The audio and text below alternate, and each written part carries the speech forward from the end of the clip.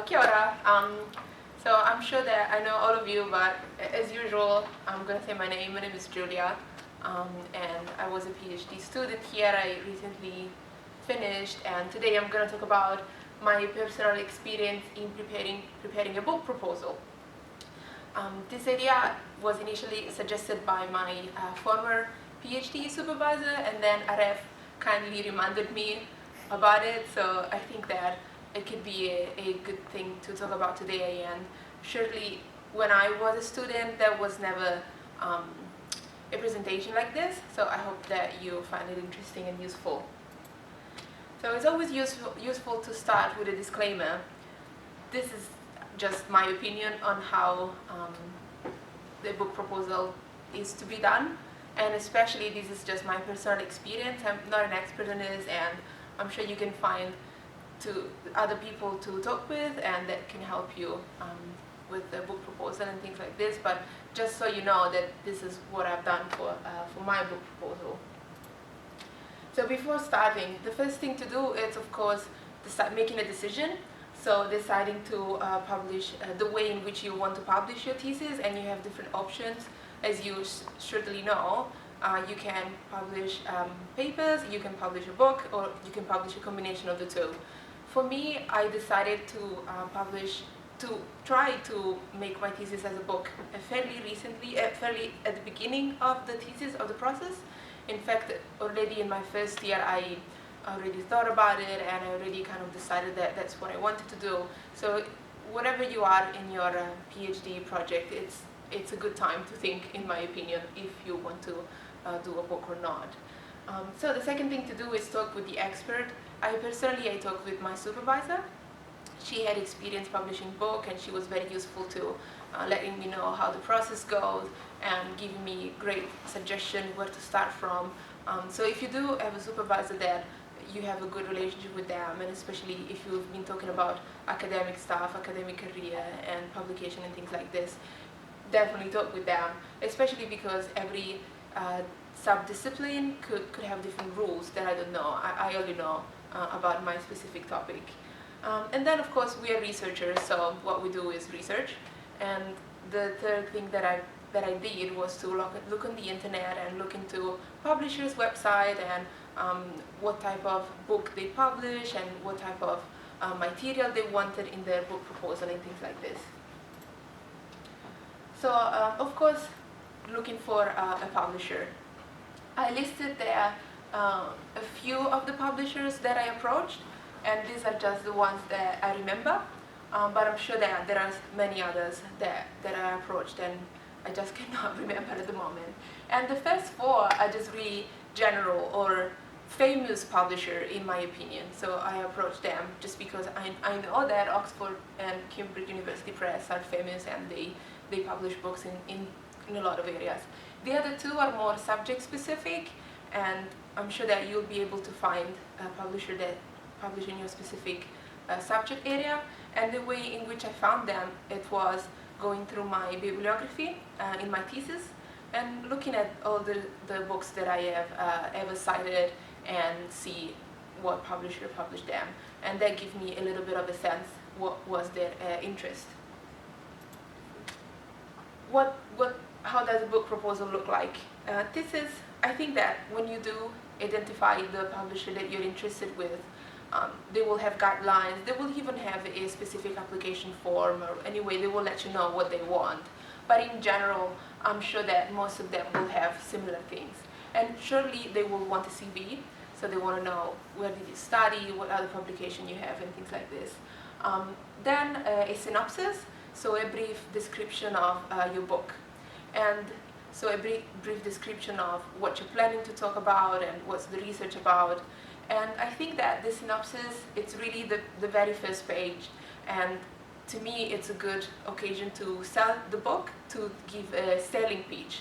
So to say not only what the arguments are and what the research questions are, but really to say, this is a great book and you should publish it because it's amazing, and something like that, with better words than this. Then there is a table of content and summary of the chapters, and in this, as the word says, you can describe what you're planning to the book to look like, what you're planning to be, and then a timeline and a word count. The timeline, it's your suggestion of when you think you should be able to produce a full manuscript, and the word count, it's how long you are planning the book to be. A PhD thesis, I think it's 100,000 words, and I think here at the University of Waikato it doesn't count footnotes, so it's a fairly long piece of work. In my opinion, a book should be a little bit shorter than that, and I think that 100,000 words excluding footnotes is it's a really huge, it would be a huge book, and to me I try to aim for slightly less words. And then the other 3 points that I signaled slightly lower than the first one are because not all of the publishers, I noticed that not all of them will want these things, and some publishers can ask for 1 or 2 chapters, and this gives them an idea of your style and how well you can write, but not all of them would want them. But it's, to me, because many of the publishers I was interested with wanted 1 or 2 book chapters, I really spent a lot of time to make sure that this introduction and chapter 2 were good. Like, I really worked on that a lot because I thought that they would give me a good chance. Then competing titles. This is again something that not all the publishers will want, and what it is, it's a literature review. So it's 3, 4, 5 other books that have been published recently or fairly recently in your topic, and in the competing titles section you can write about what the book says, what the book is, and especially how your proposed book will work well to supplement or will fill a gap in the literature that this other book did not fill in the past. And this section is useful if you to say two main things. One, to signal to the publishers that there is an interest, there is an academic interest on the topic, and people write about it and people publish about it. And at the same time, it let them know that despite the fact that the field is growing, that specific thing that you're gonna bring to the table, it doesn't exist yet. So it's again another chance for you to say how much your work is valuable and how much it's unique. And then the last thing is a plan for revision, and this is only for PhD thesis, and again, not all publishers will want that. And my understanding is that many publishers will not allow you to copy and paste your thesis and publish it as a book, and they want you to try to make it somehow better or different or improve something. So in the plan of the revision, you're pretty much trying to explain to them how you're planning to make the thesis even better for publish it. Personally, I decided that my thesis felt it was too long, definitely too long in my opinion to be a book, and surely too complex. So I decided that I wanted to try to cut down on some of the complexity and try to analyze more different aspects that I didn't take in consideration during the PhD thesis. And this is what I wrote in that section. But again, not all publishers will want you to write something like that. But if you have it, it's useful. So what happens once you prepare a book proposal? Of course, you need to send it to the publishers that you identified. You will find in the website of the publishers lots of contacts, and especially there will be contact people that deal specifically with subject area. In my case, I contact the person who deals with human rights. So you send it to them, they do an internal assessment, so they read the proposal within the publishing house. Then if it passed the first assessment, it will go to academic referee, and this is a double-blind peer review referee. So it's really like a journal article. Someone, you don't know who they are, they don't know who you are, and they just read your work and judge on the merit of it. What the referee, they have a certain amount of time to read the book proposal, and then they send back their comments, pretty much their report on your book proposal, their assessment, and then this report will go back to you, the writer, the author, and you have some time to have a look at what the referees say about your book, and they will make some questions, they will highlight doubts, or they will say what are the strengths of your book proposal, and so you have a little bit of time to answer to those reports, and then send back your document to the publishing house. At that point, the editorial board will take in account all of the documents, so your book proposal, the referee report, and your answer to the report, and they will make a decision. If the decision is successful and you obtain a contract, then you have to write, which is the hard part. These are a few examples of the type of question that the external academic referee answered. And the first set of questions regard the market. So what is the target audience for this book? What field? Law, human rights, political science? What was the field who are most likely to read it, to want this book? This, I think, it's an interesting question.